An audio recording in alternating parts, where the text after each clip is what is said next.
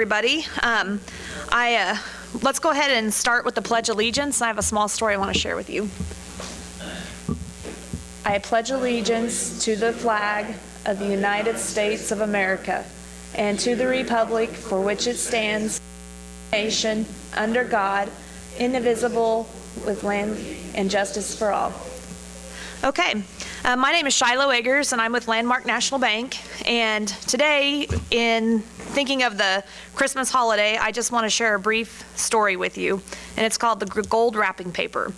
Once upon a time, there was a man who worked very hard just to keep food on the table for his family. This particular year, a few days before Christmas, he punished his little 5-year-old daughter after learning that she'd used up the family's only roll of expensive gold wrapping paper.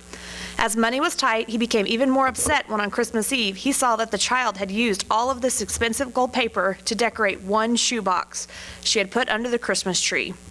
He also was concerned about where she'd gotten money to buy what was in the shoebox. Nevertheless, the next morning, the little girl, filled with excitement, brought the gift box to her father and said, "This is for you, Daddy." As he opened the box, the father was embarrassed by his earlier overreaction, now regretting how he had punished her. But when he opened the shoebox, he found it was empty, and again his anger flared. "Don't you know, young lady," he said harshly, "when you give someone a present, there's supposed to be something inside the package." The little girl looked up at him with sad tears rolling down her eyes and whispered, "Daddy, it's not empty. I blew kisses into it until it was all full." The father was crushed. He fell on his knees and put his arms around his precious little girl. He begged her to forgive him for his unnecessary anger. An accident took the life of the child only a short time later. It is told that the father kept this little gold box by his bed for all the years of his life. Whenever he was discouraged or faced difficult problems, he would open the box, take out an imaginary kiss, and remember the love of his beautiful child who had put it there. In a very real sense, each of us has been given an invisible golden box filled with unconditional love and kisses from our children, family, friends, and God. There is no more precious possession anyone could hold. So during this holiday season, I hope we can remember the true meaning of Christmas. Okay, with that, we're going to go ahead and move into the housing update with John Brocker.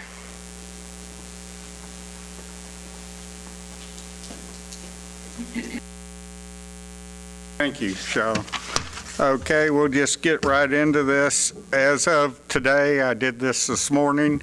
There was 34 listings on the MLS. The minimum price was, I think I'm off on this. Hang on just a second. Yeah, that's right. There was 34, but I'm off on the minimum price. There is one as low as $10,900. The high was $220,000. Medium list price was $78,950, and there was average was 93 days on the market.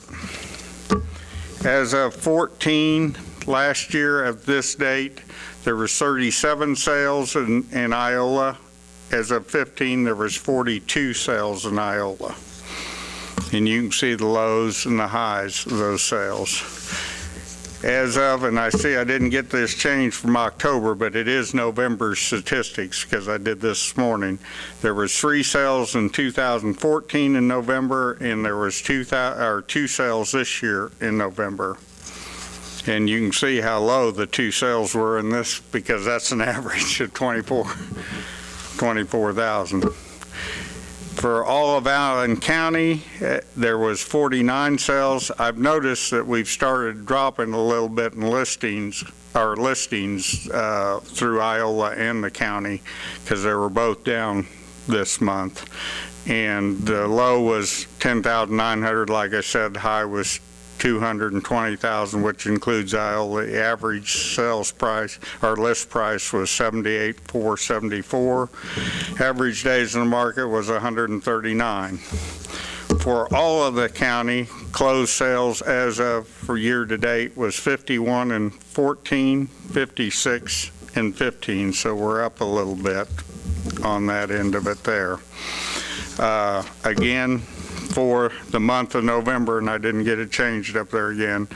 And 14, there was 5 county sales, and in the 15, there was 3 county sales, so there was 1 extra for that.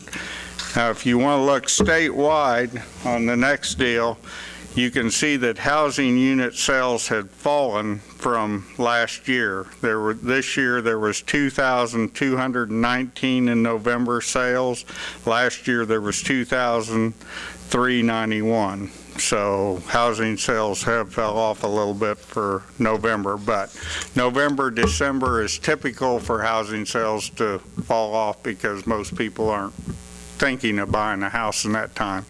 What I will do next month when I do my report, it should show what the yearly result is, but what I'm going to do for you is show you what the yearly result in all the main cities in southeast Kansas are, except for Pittsburgh.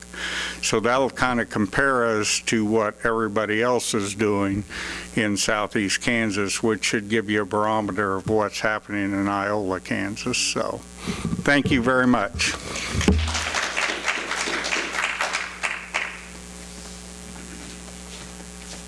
Hey, thank you, John. And the next update's going to be with Jared Warner. He's going to speak on behalf of the city.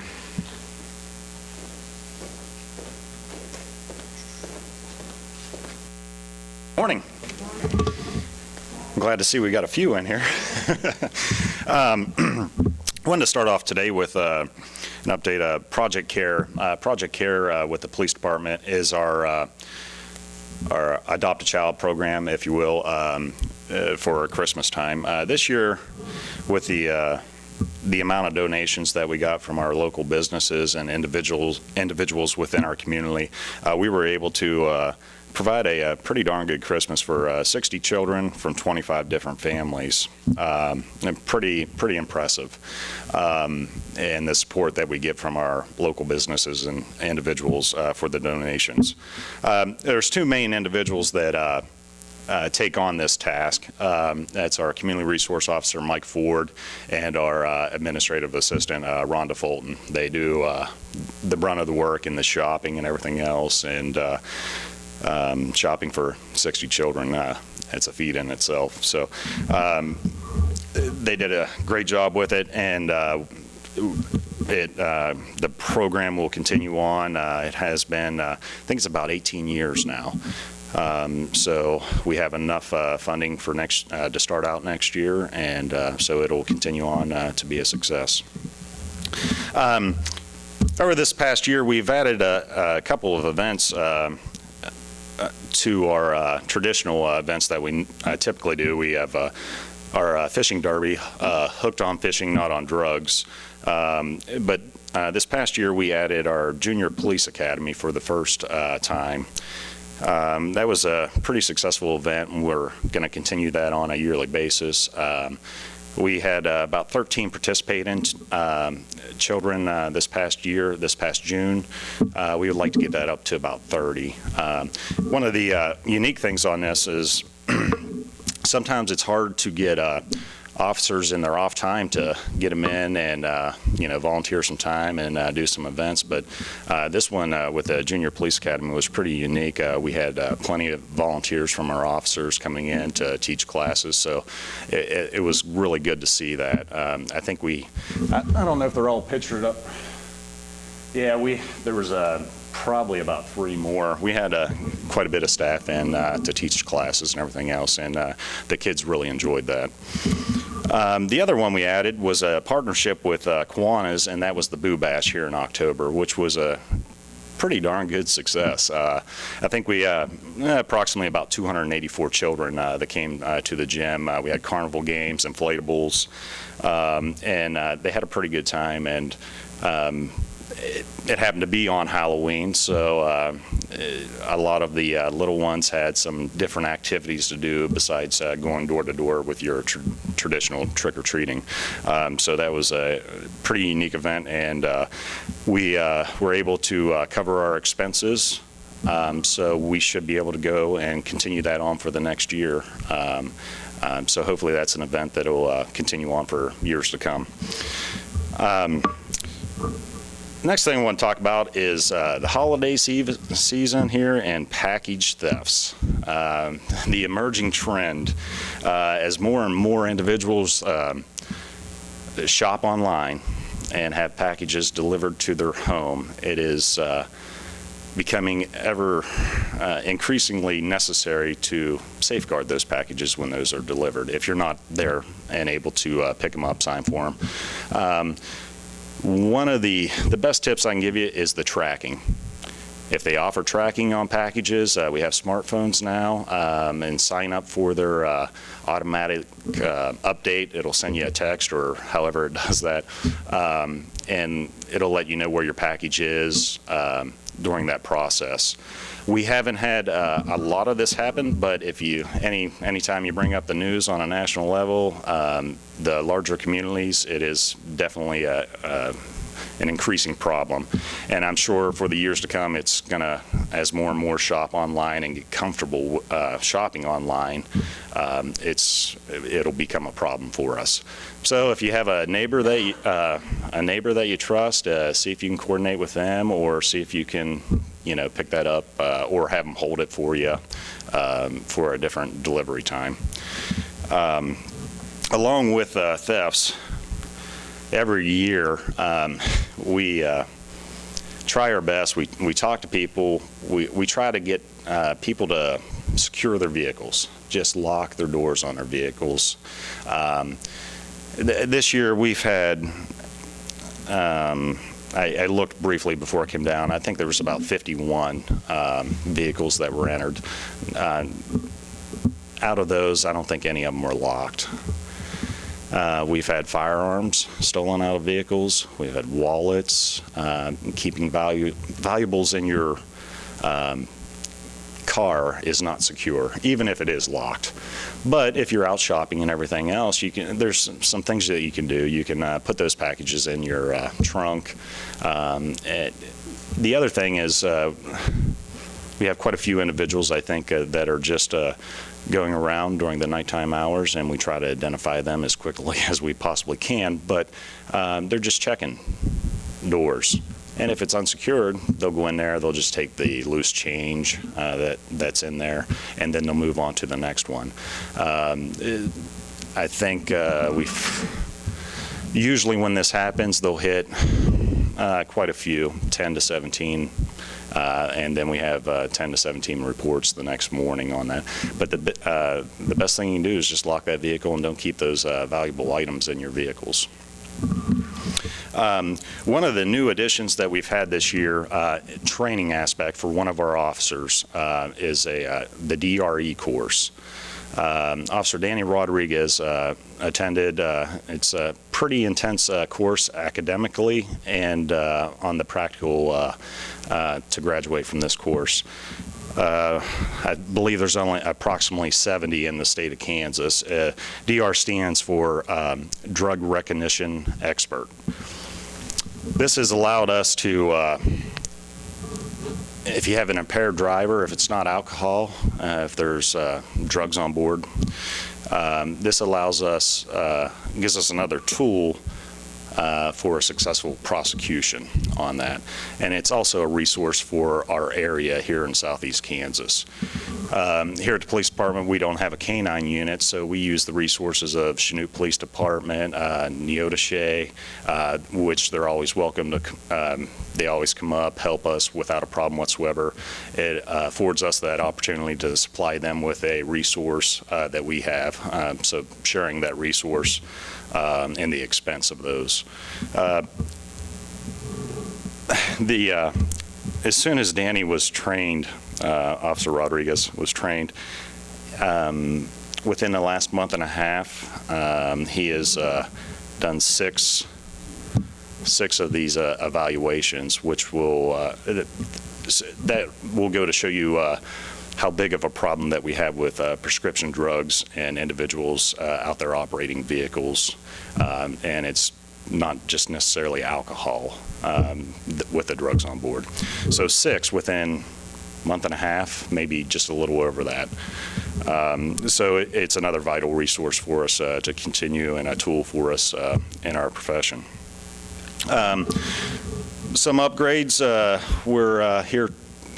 Should be Tuesday. We'll finish our radio upgrades project that's been going on for about 3 years, putting money back. and everything else, all the handheld radios for the officers, the mobile radios in the vehicles, our repeater base station, and our antenna and the line coming in will all be replaced or has been replaced. We were getting to the point where we were, the radio's about a decade old, so if you can imagine how many drops a radio takes during the normal just shift throughout an officer's day, and add that up over 10 years, they were getting beat up pretty good. So we were able to upgrade them this year, or over the last couple years here. And the other upgrade we'll have coming up here in October will be our body cameras. The council has signed off and agreed we'll continue with our body cameras with Taser. Evidence.com is the software that supports that for an additional 5 years starting in October. The body cameras, I can't say enough about them. They offer us the best view. They have assisted in prosecution of cases. They have assisted in not going to trial on cases because the individuals usually plead out once they see, especially that firsthand video right there of the actions of what the suspect was doing. It allows us to review officers' actions, the calls, those judgment calls that they're making out there on stops, and how they're interacting with the public. The variety of the resources that it provides us, even training. We'll tag videos for training when we have updates or trainings, and let the officers view some of those videos as a training resource of, hey, this is how it should be done. This officer did this the correct way. And that also goes the other way. We don't want you to do it this way. So just the variety of the resources that it provides us, and the risk management aspect and the liability concerns of this day and age too. It mitigates some of those concerns. That's about all I had for an update. Do I have any questions? I like questions. Anyone with any questions? Not a single one? There you go. What do you think as we keep hearing more and more about terrorism? Last week, one of the police officer, someone from Sedgwick County, said there's even instances where they've had terrorism, like threats. Over sometimes. I don't have any specific or any information for our area. I will, however, tell you, I just, from Department of Homeland Security, just this morning, actually right before coming down here, received an email in reference to their new system that they're using. The old system was a color-coded system. It was actually quite confusing. Now there's just two things on there. And I didn't even get to read in its entirety the whole message there. But what I will do is on our Facebook page, their widget that they have will be posted onto our Facebook page. So you can just click on that and it'll bring the same thing that I was sent in my email up. So if you're not on Facebook, if you could, go on there and like us. One of the things with just technology that is out there and the public really helps us out on, if we have a video or a picture of an individual that we cannot identify, we'll put it on there. And I am not kidding you, within 10 to 20 minutes, we'll have the name of that individual. It is truly amazing how fast that gets out there. And I'm talking individuals not even local. They could be a couple counties away, or could be in Missouri. It is truly amazing how fast that gets out there and how fast we get a response back.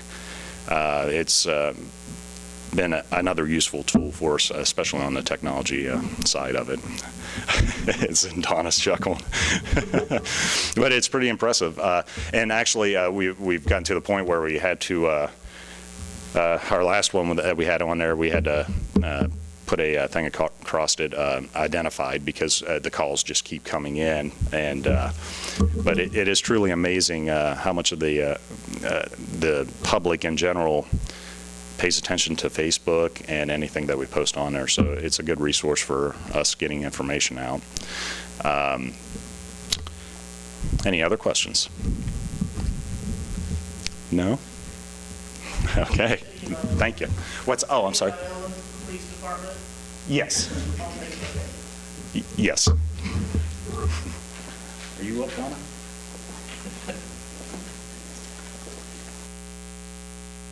I'm sitting there laughing because I couldn't identify anyone. I don't go to Facebook, so I'm way behind the times. I would like to introduce Jessica. If you haven't been around the corner, which is on Jefferson Madison, you've missed something, because she is really doing a great job there. Since her mother and her stepdad helped her buy this, she's really doing some neat things. So I asked her to be our advertisement today. Hi. She said, I run around the corner, the coffee shop and eatery, just right beside the Elks on Jefferson. We're trying to provide something different for Iola. There's so much fast food. There's so much fried food. We have fresh wraps. We have fresh salads. We have coffee from the roastery up in Kansas City, so we get some actual quality coffee down here in Iola. We've got lattes, wraps, some muffins and stuff that we make up there. But everything we do, we try and do from scratch. We try and do homemade, so that we're not adding a bunch of just extra stuff into everybody's food. Like, I mean, we're small, we're hometown around here, you know. We should have something around here that, you know, reflects that. So that's really what we try to put out. So that's about it. Oh, right now we have holiday hours. We are open till 7 o'clock all the way through Christmas Eve. And on Sunday we'll be open from 1 to 5. This is the last Sunday we'll be open before the holidays. And then after the new year, we're going to take a little break, but we're going to come back on the 4th, and we'll be open till 4 o'clock every day from then on. So try and get some like extended hours for everyone to get in there and enjoy it after work and stuff. So. Oh yeah, we have free Wi-Fi and anything else, guys? Yep, we try and do buy whatever we can. Obviously, it's kind of off season right now, but we hit up the farmer's market for fresh lettuce during the springtime, peppers, onions, potatoes, just anything really we can get our hands on. We home make our own dressings and everything, so we really try and put some like fresh local products out for everybody. So, yeah. Speaking from someone who does not like coffee, and the smell, what else do you serve During the summertime, we have homemade lemonade, but we can make it anytime. It just takes us a little bit longer to make a cup of it during the wintertime. We've got homemade chai tea. I've got all kinds of just regular teas, iced teas, hot teas. We offer the real sugar, like in the bottle, like the Cokes, Orange Fanta, and Sprites. So about the smell, though, not a whole lot I can do about that if you walk into a coffee shop.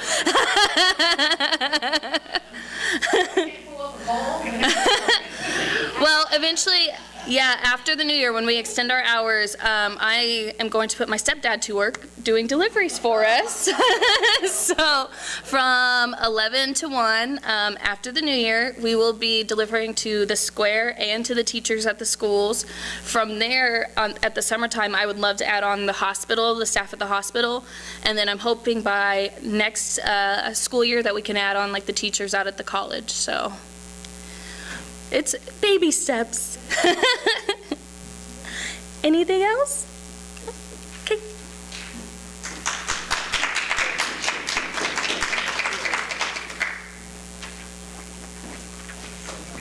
If nothing else, just go in to have her smile at you. Makes you feel good. I will tell you, their food looks delicious. I am not one to go out for lunch a lot, but boy, it looks good. I'm going to give you a few Christmas trivias. When was Rudolph the Red-Nosed Reindeer written and for whom?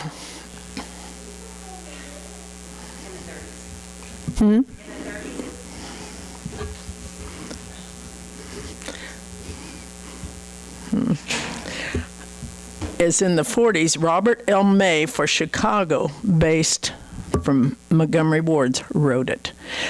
What was it originally? Montgomery had always given out color books, so it wasn't a color book. What was it originally?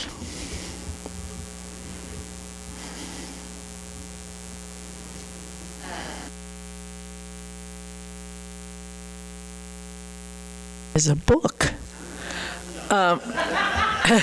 What originally was the character for Rudolph? Wasn't a reindeer at first. Moose. Ugly old moose. Well, they changed that to Rudolph because he's more gentle and a reindeer. Who was the first person to have the big hit singing Rudolph after it was turned into a song? I'll give you a hint, cowboy. Who? Gene Autry, yeah. I was going to say, you have to be about my age to probably know that. What year was that? I'll give you a hint. It was after the war. World War II, I mean. Kids today say, what war? 1949. Okay. Originally, the story was written as a poem, as the same meter of what famous poem that turned into a book? What? Yes, good for you. What person was Santa Claus originally? Who? St. Nicholas, yes. What brought the story? How was the story brought of St. Nicholas to America? By whom?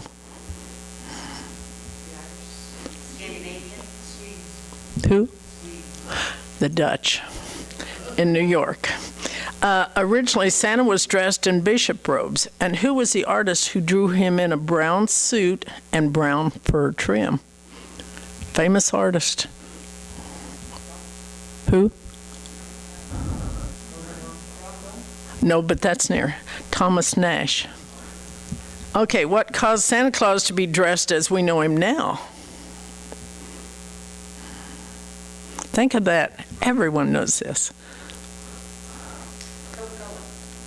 No. A visit from St. Nick. Oh, because they talked about his red suit. Who was the author of A Visit from St. Nick? Think about that. That got changed. Not the author.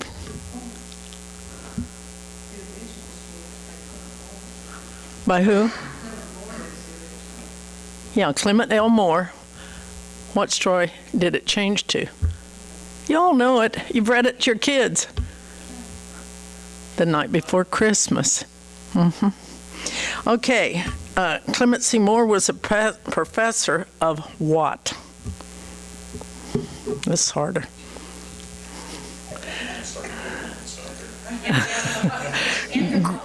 No, Greek and Biblical Studies at a theology seminary of New York. What are you going to do for Christmas to make someone happy?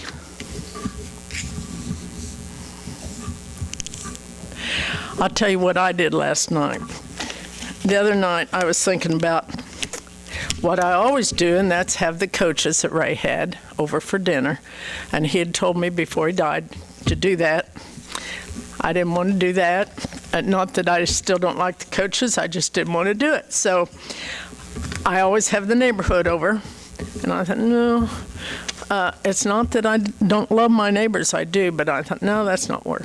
So Tuesday night, in my crazy thinking, I thought, I'm going to have a widow's party. And the first time I was called a widow, I started crying. I thought, I can't be that, but I can be. I was. And so I had a widow's party. And everyone that I invited came but one, and she got stuck by the cops because she didn't have her headlights on. Now, he didn't give her a ticket. He took her to AutoZone to get a light. So that was good. But two other people had it, and it was the greatest thing I think I've done for Christmas, and I think it will be the greatest thing I did.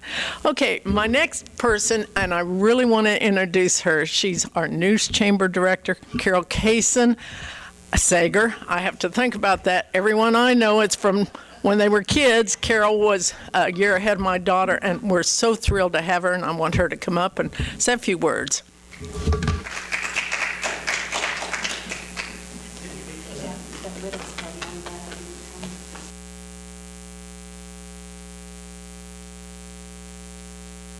Donna, I could have come to her widow's party at one time because when I was 42, I was a widow. But I'm blessed that I met someone, and we've now been married almost 12 years.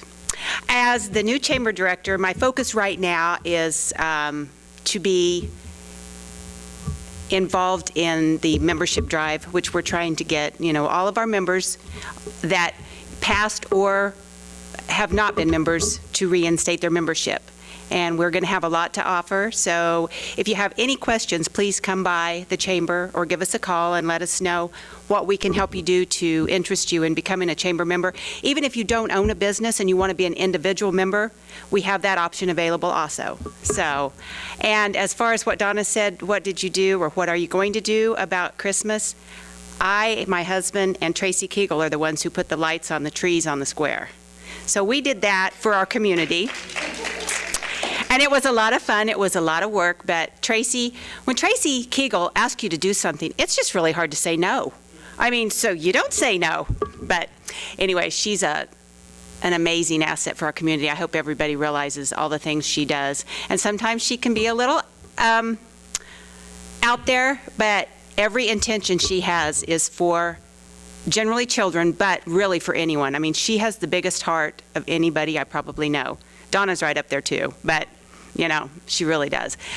Other than that, I don't guess I have anything else to say. We're going to have an exciting year in Iola. I think there's so many wonderful things going on. I think the Community Foundation is another asset that we really are lucky to have. And I'm excited to be a member of the chamber. I'm excited to get a lot of things going for Iola. And thank you for having me.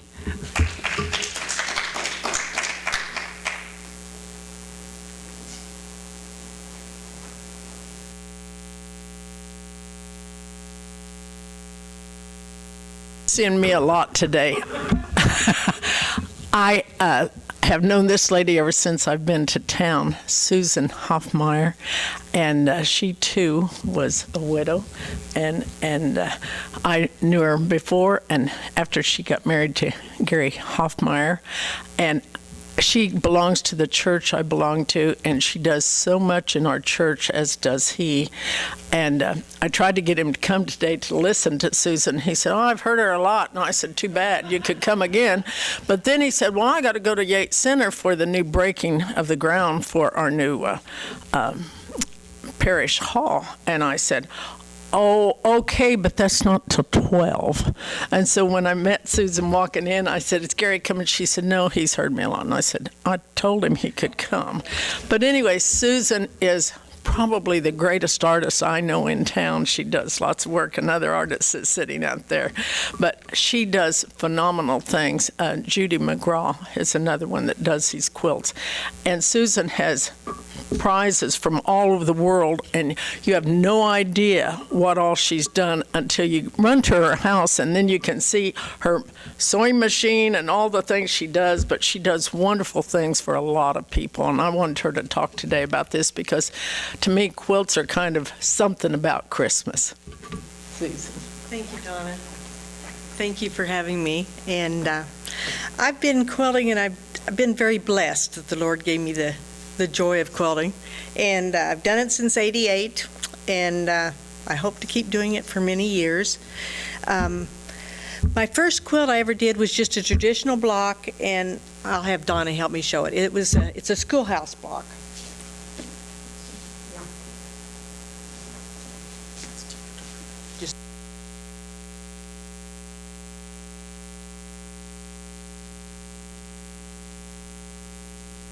Failed to tell me when you first start quilting, maybe do a block or two, so I just kept making blocks, and it got bigger and bigger and bigger. So that's why it's so big. I didn't realize you just made small things at first.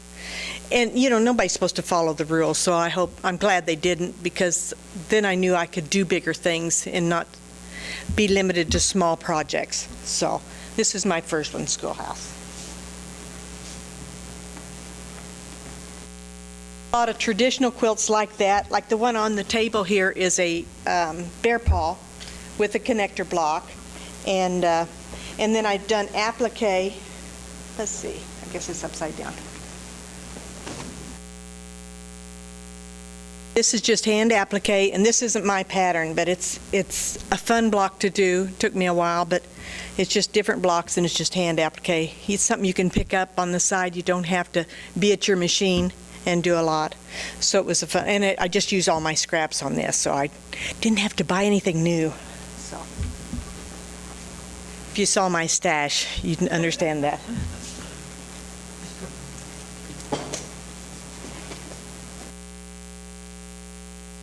This is called my Four Guardians.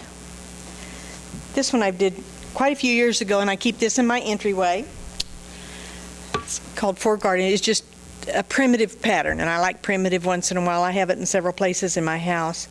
I have everything from primitive to very modern, and I'll get to that.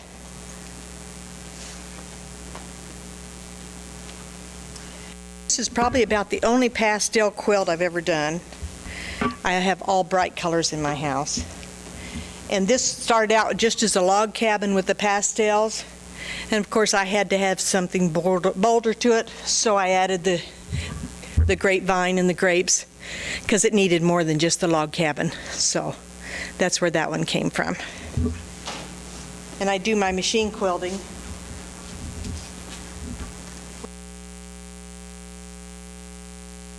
And then I like to do small things. This is a small pineapple block. It's a variation of the log cabin, and it's paper piece, just small pieces. Show the back of it. What's on it? Oh, it has a ribbon on it. I sometimes lose them, so I stick it on there. And this is the same pattern, but it's just the placement of color. It's the same pattern, but it's just how you can work with the fabrics. I painted for years, and I loved painting, but when I got to the fabric, it had so much more of a challenge, because with painting you just have the paints and you can do the color. With fabric you have the texture and all the prints in the fabric, and it gives it more of a challenge. So I've really enjoyed that. And then for a long time my husband had koi fish, so I had to do some quilts of his fish. So this is one of the many of them I've done. And so you got to keep in with your hubby what he does. And this is one of the old-fashioned basket prints with the old-fashioned fabrics. So these are reproduction fabrics, and it's little baskets. Sometimes you don't have room for a big quilt, so you just do small things. And a table runner. So this is all just applique. Can you explain what applique is? Applique is where you take the cut out of the fabric, and then you just sew it on, turn it and sew it on to your fabric. And so that's what a lot of the old quilts are. Yes, it's all just applique. Yeah. Then we got into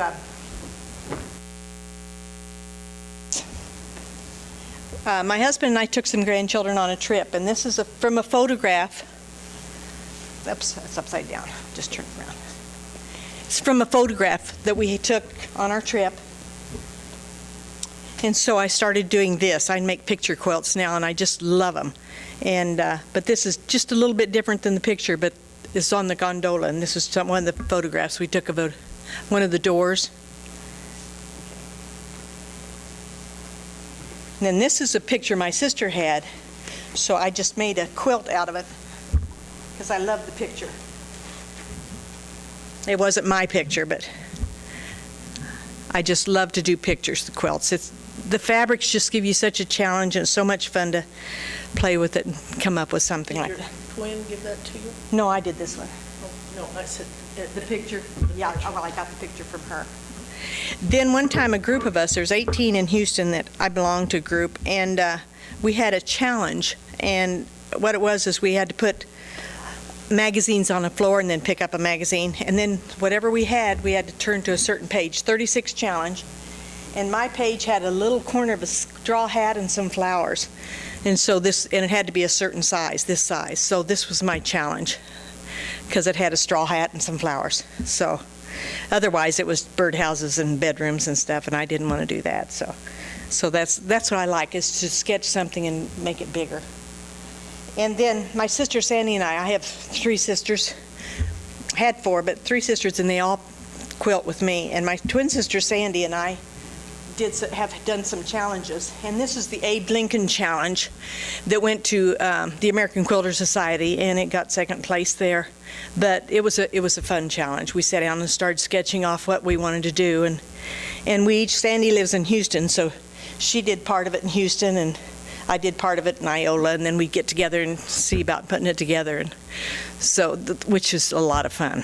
So that's what that one is. We've done quite a few of them together, but I just have this one, and then I have this one. We had some silk ties, silk fabrics, and so she and I did this one because this is Ode to Daddy, and he worked with trees. He loves trees, and he liked the fall, so we made this for him, in memory for my dad. So, and these are the silk ties here, the spikes, and so that's one we drew up and did. So it's a lot of fun to create these things, and they mean a lot. And I have one other one.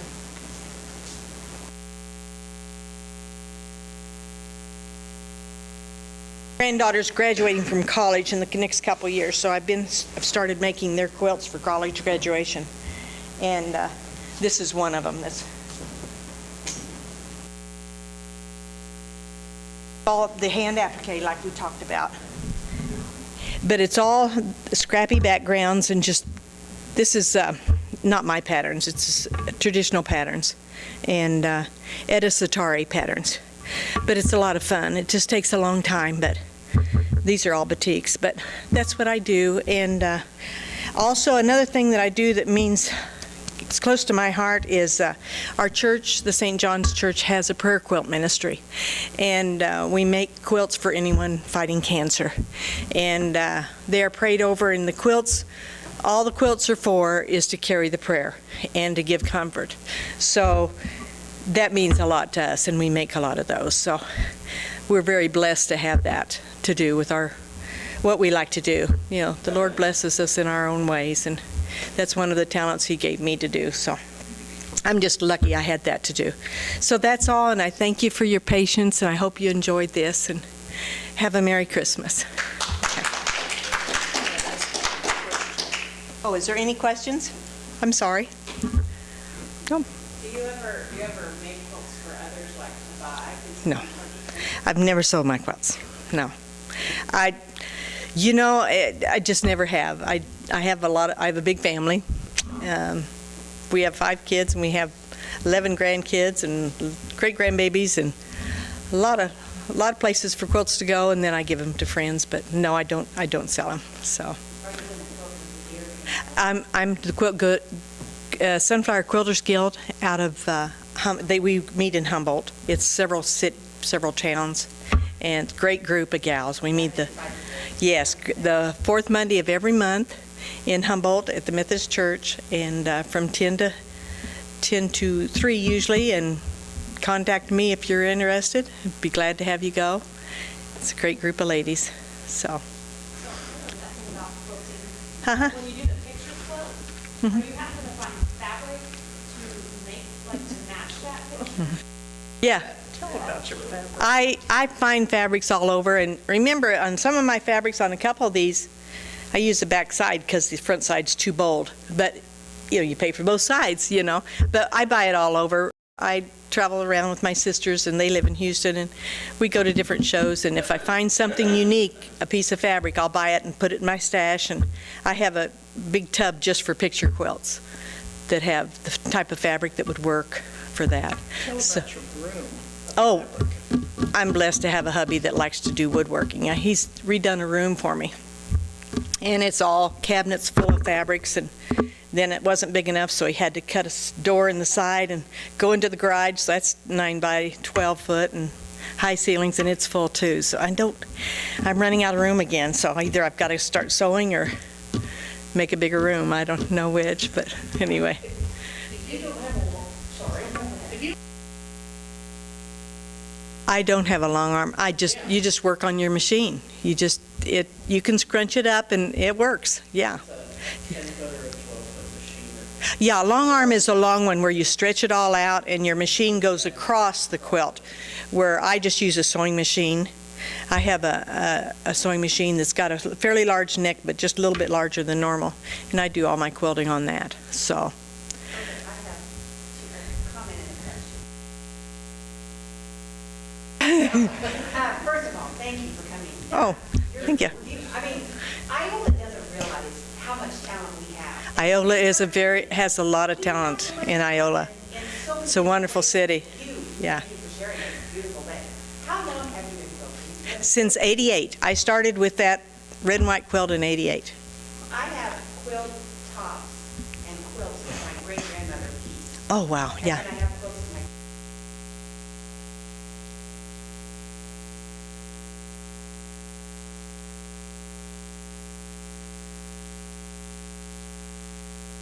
Okay, you could spread them out on a bed. That would be best for the fabric. Or don't put them in plastic. Put them only in, like pillowcases, cotton, clean cotton. Do not store them on wood. You know, it's the acids. things that people sell. Well, you can lay a piece of fabric over it and then lay it over. It's okay. The stains sometimes eat through the fabric, cotton fabric. And then the other thing I was going to say is I have, because all my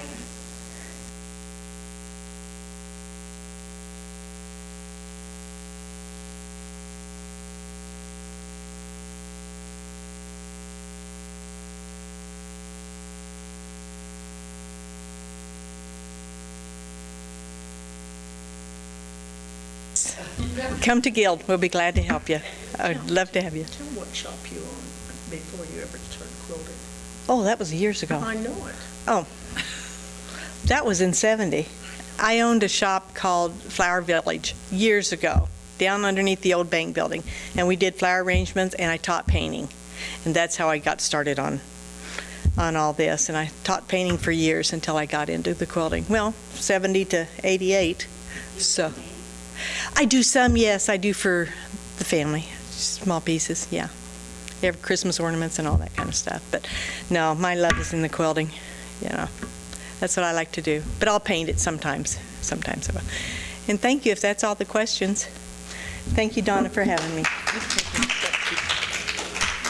Isn't she wonderful? She's so talented. I've known her about ever since I've been in, I think I was here before she was, and I used to buy a bunch of her things, and so I'd go down in that little basement and look at things, and it seemed like Jeannie Larson come and helped you eventually, and she was also an artist. But we have artists all over. There's one sitting out there. Nancy Parrish is here today, and she's sitting out there. I'm not one of the artists, but I'm one of them that appreciate the art. So anyway, thank you, and we'll have Shiloh come up.